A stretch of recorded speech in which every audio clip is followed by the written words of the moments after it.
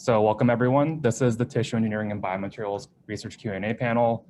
We have three fantastic panelists today, myself, Sarah, and Nada, and we're gonna start just by giving each of our 1 to 2 minute spiels about who we are and what we do. And then we just want to leave the rest of the time for open-ended Q&A about any of the work we're doing, or if you have questions broadly within this research topic area. So Sarah, I have you first because of last name.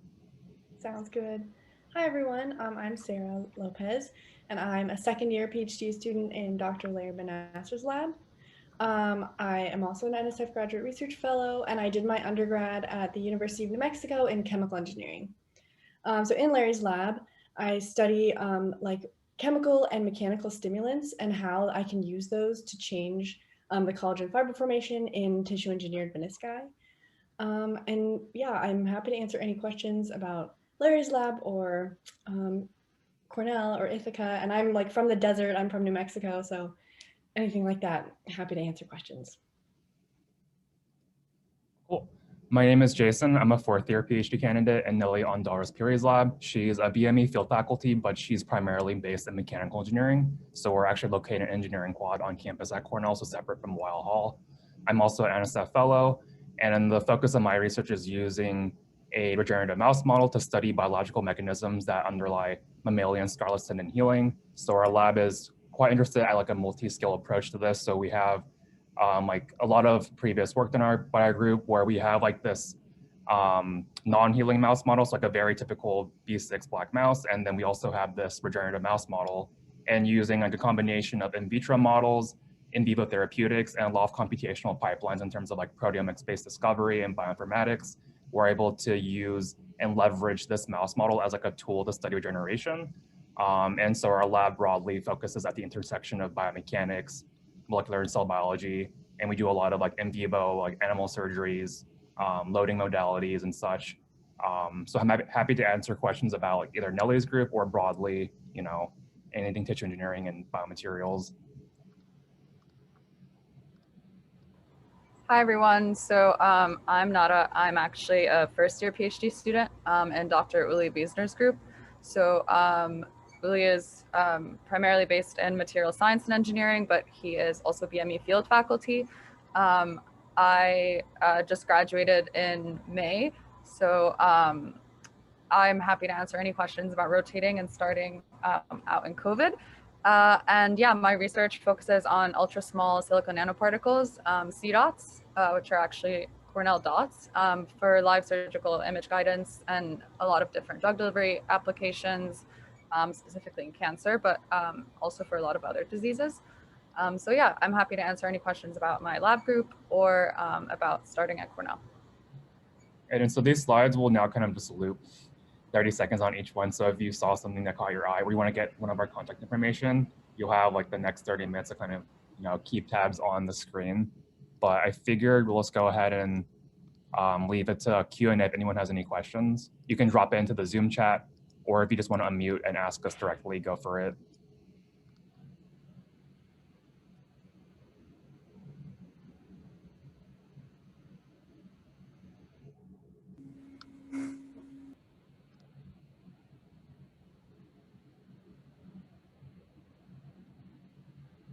Belinda, I saw your message. Am I supposed to not be recording? You don't have to record right now, so that way if the students want to openly ask, then the privacy, remember the whole privacy thing. Yeah, I have it set so that it doesn't record faces or names.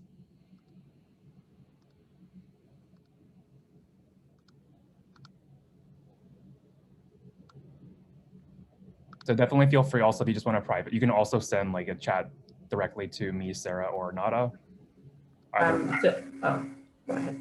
Oh, you go. Yeah. Hi. So I saw that all three of you had imaging, I guess, pictures. So is all three of your guys' lab, or you all's lab, more by, I guess, tissue engineering or more imaging, you would say? Yeah. To do in vivo and in vitro. So I kind of think of it as my lab in particular does a lot of imaging, whether it's tissue sections, in vivo live imaging, or confocal imaging, fluorescence imaging of cell culture. So we are kind of at the hybrid of that because in terms of tissue engineering, like a previous student in our group, we use like naturally derived extracellular matrix from our generative animal model. And in using that, we've collaborated with other groups at Cornell to design like hydrogel systems for delivery of like ECM and protein-based therapeutics. And usually for like our assessment outcome measures of intent, and at least the ultimate gold standard is like mechanical function. We also assess that in part using imaging modalities to look at structural alignment organization of the tissue post-treatment.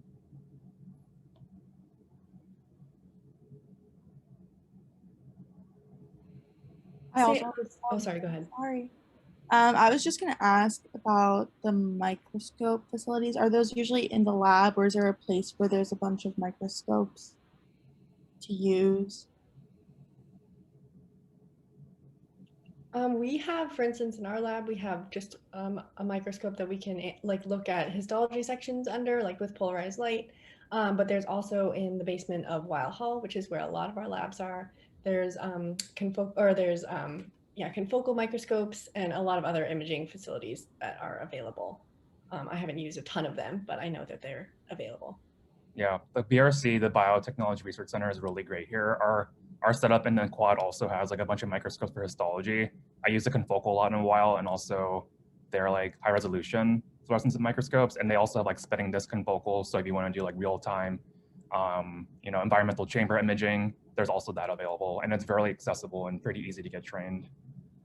And I think there's actually, Nada got the question answered. So someone had asked when doing lab rotations during COVID, did you feel like you were still able to get a representative feel of working in each lab? And Nada, I don't know if you want to like just read out your answer. Yeah, I can read out my answer. I was still typing more, so I'll just say it. Yeah, it was definitely hard. I definitely think there were challenges. But one of the things that I think I really benefited from was like talking to grad students who are working in the labs that I was interested in. So thankfully, like you can still do that via Zoom. And that was probably the most informative kind of beneficial aspect. I was lucky enough to be able to like physically go into some of the labs that I was rotating in. And a lot of like different PIs had set up kind of different systems. So I know like I was rotating in the Banasser lab, and they had set up like live streaming of like different experiments. And then it was kind of just different for each lab, but also I'm assuming that by next fall, like I'm assuming that they'll have found like even better ways to kind of like make that whole experience easier. Yeah. I had another question. I see you guys have added like your classes to each of your slides. Could you talk a little bit more about like how you felt your classes were applicable to your research? Mm-hmm. Yeah, so the classes, they probably talked to you briefly, I imagine, about special committees this morning, maybe. So my committee, like my advisor were like, Sarah and I are in the realm of musculoskeletal orthopedics research. And so my advisor, her background has primarily been in like mechanical engineering and like orthopedics. So my committee, I intentionally selected people who were more on like the generative medicine side, so Claudia Fischbach and also Yedong Wang, both of whom have like a lot of expertise in vitro modeling and also in vivo delivery strategies. So for my classes, I kind of like, so the tissue engineering course I took, it was in my first year, and that was like a nice just kind of crash course on like refreshing over, bioreactors, also like biomaterials based design, stuff that if maybe you weren't a biomedical engineering undergraduate and you just wanted to get that, higher level kind of general overview, it's really good. I would say the classes I took afterwards were primarily driven by my committee, which was very minimal actually. I only had like 4 to 5 classes total for my committee. And so I think the classes that I found more relevant to me were like my veterinary school classes. So I took a mouse stem cell pathology course where it's taught by like a DVM MD PhD, which is really intense, but he had like histology set up, like he is a world-renowned expert in histology. So we learned really how to do like necropsy, biopsy, how to like look at a histology section. I know people might have like seen images where you're like, I don't really know what I'm looking at, just kind of colorful. Like that was me for all of my first year of my PhD. And he was like, no, this is how you like kind of look and analyze this for different stains. And I took a signaling course, like a cell signaling course, because I was also BME undergraduate, but I had like a very, I think, limited biochemistry background. And I didn't want to take biochemistry itself. So I kind of compromised there and did that. And I felt like those have been the most helpful for me, especially now as I'm kind of going towards like a signaling based aim for my thesis. That's kind of at the intersection of cell signaling and tissue engineering. I agree. I came from a chemical engineering background and came into like the biomedical engineering field. So I thought that it was going to be really beneficial for me to take more biology classes. So I've taken like a biochemistry class and I'm taking a soft tissue biomechanics class now. So it's kind of, you can tailor it to your background and what you think, what gaps you think you need to fill, which is really great that you can like have that opportunity to choose what you want to take.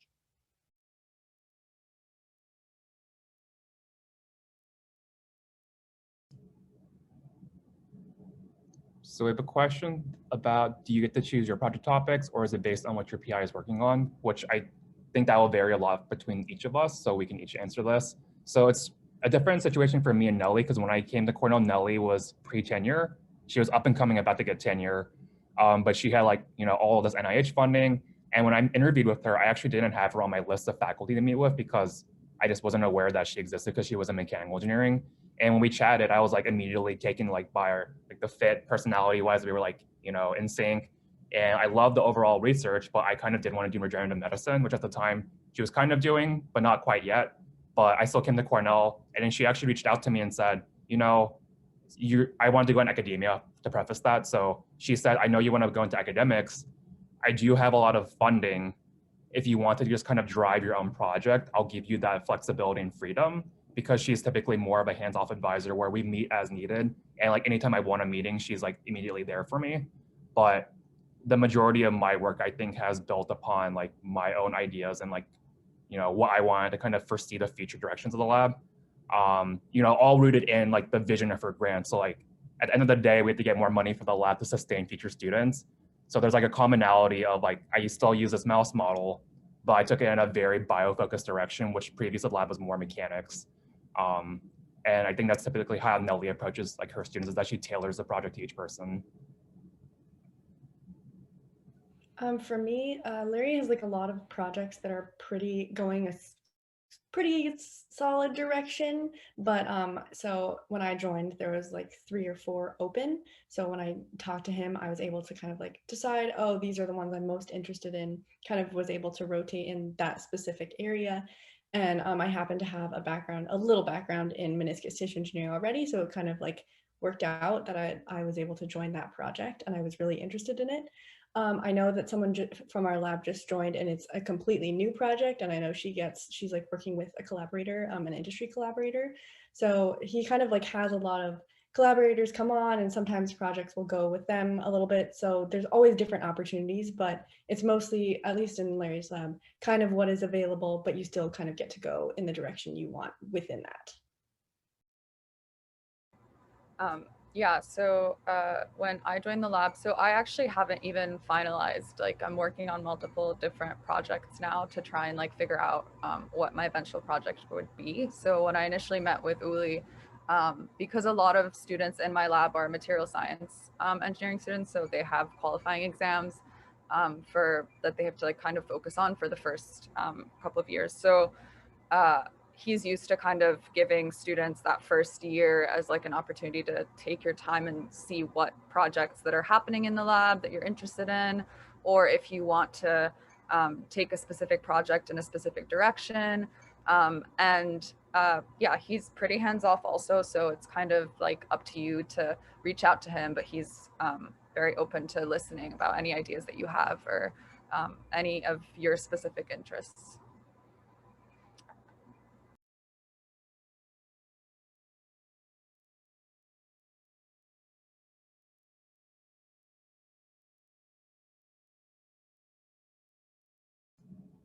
Also, just add really briefly that, at least in my lab, and I know this is the case for some others too, is that your career goals will always fluctuate in graduate school. Like I came in academia, I still am miraculously, but that could change. I mean, I'm graduating next year, so it could still all change. We don't know.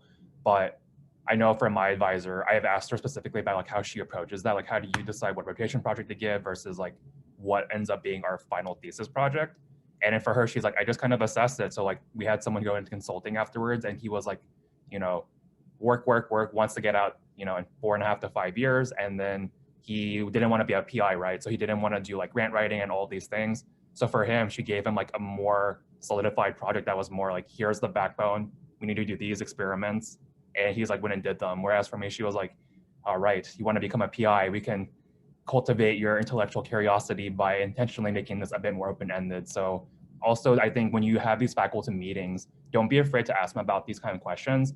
But definitely like funding typically is a big deciding factor. So if funding is more dry in the lab at the moment, typically they might need to put you on something more established for your own benefit too. Whereas like maybe a lab that has a lot of like new grants and stuff, they can give a lot of their new students like a lot of flexibility in that regard.